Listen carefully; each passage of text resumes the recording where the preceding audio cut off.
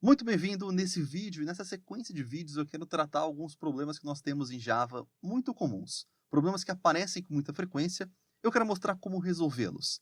Mas não só como resolver num simples passo a passo, se você tem A, você faz B, se você tem B, você faz C.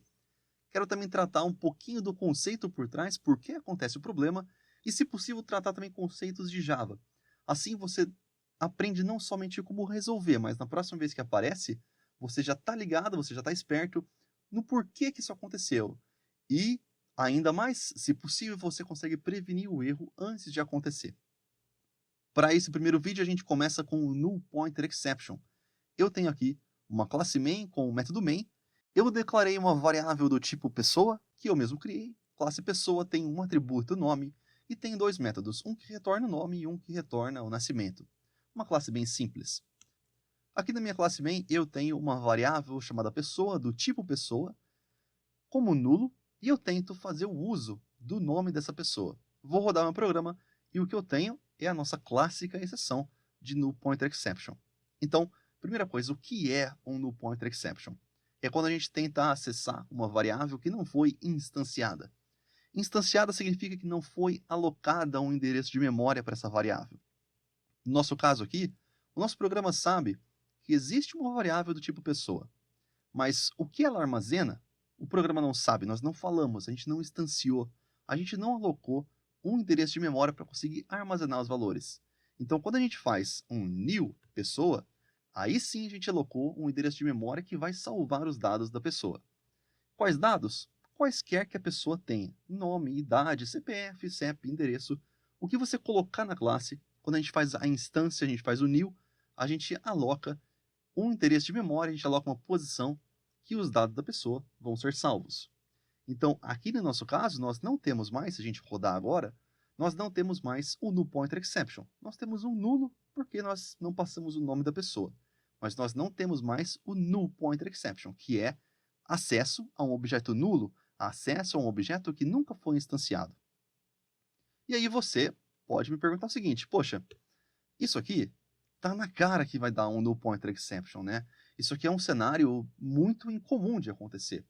De fato, mas pelo menos ele consegue mostrar o nosso problema inicial.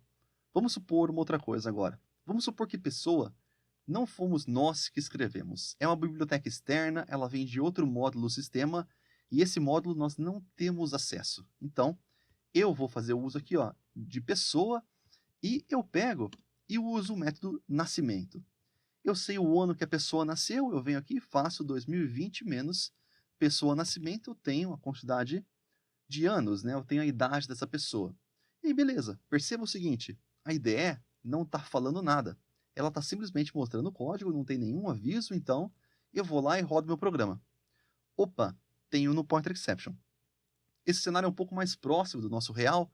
Por quê? Porque nós usamos um método que nós não temos controle, esse nascimento. Então, esse método de nascimento, por algum motivo, ele pode ter um erro, ele pode ter um tratamento específico que lá dentro ele retorna um nulo. E quando ele retorna um nulo, nós não estamos preparados para lidar com esse nulo.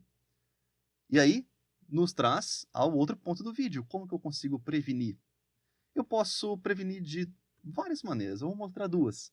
A primeira delas, eu posso simplesmente verificar se pessoa nascimento é diferente de nulo. Se for diferente de nulo, eu posso pegar aqui e imprimir a idade da minha pessoa. Caso contrário, eu sigo uma lógica que qualquer que seja, tá? Eu sigo a lógica do programa. No nosso caso aqui, eu não quero seguir nada, só vou deixar um else assim, mas depende do seu cenário, tá? Seria a sua lógica aqui, caso a pessoa nascimento fosse nula, então quase não tenha valor. Para dar um exemplo um pouquinho mais real, talvez, imagine uma biblioteca que calcula a taxa de juros do dia. Por algum motivo, você teve um problema, não tem taxa de juros no dia, então você tem que ter um tratamento específico, senão você não pode simplesmente mostrar juro zero para o seu usuário, não seria legal. Esse é a primeira maneira da gente conseguir tratar um null pointer exception. Eu verifico se é diferente de nulo e aí percebo que o programa rodou tranquilamente sem dar nenhum problema. A outra maneira, eu poderia simplesmente fazer um try catch, eu poderia me preparar para exceções. Eu faço aqui um null pointer exception e eu capturo em caso de problema. Então aqui eu deixo executar o código, não me preocupando se vai dar um null pointer exception nesse ponto, mas aqui, caso dê um null pointer exception, aí eu faço alguma lógica que vem ao caso no nosso cenário, né, no nosso programa. Então essas são duas maneiras de tratar o null pointer exception, o que é e qual que é o conceito por trás. Antes da gente fechar, tenho mais dois exemplos legais que acontecem que também podem dar um null pointer exception. Quando a gente faz um array e a gente não inicializa esse array, eu vou fazer a impressão aqui, ó, sout, já fica uma dica. Na nossa ideia do IntelliJ, sout, você escreve system.out.println e deixa que a IDE faz um pouquinho de trabalho para você. Se você tentar acessar o tamanho de um array que não foi instanciado, nós temos também um null pointer exception. Olha ele aqui de novo. E se por um acaso a gente tenta acessar uma posição que nunca foi instanciada, uma posição que não existe, nós temos null pointer exception. Então esse foi o vídeo a respeito de null pointer exception. Espero que tenha gostado. Ficamos por aqui e até mais.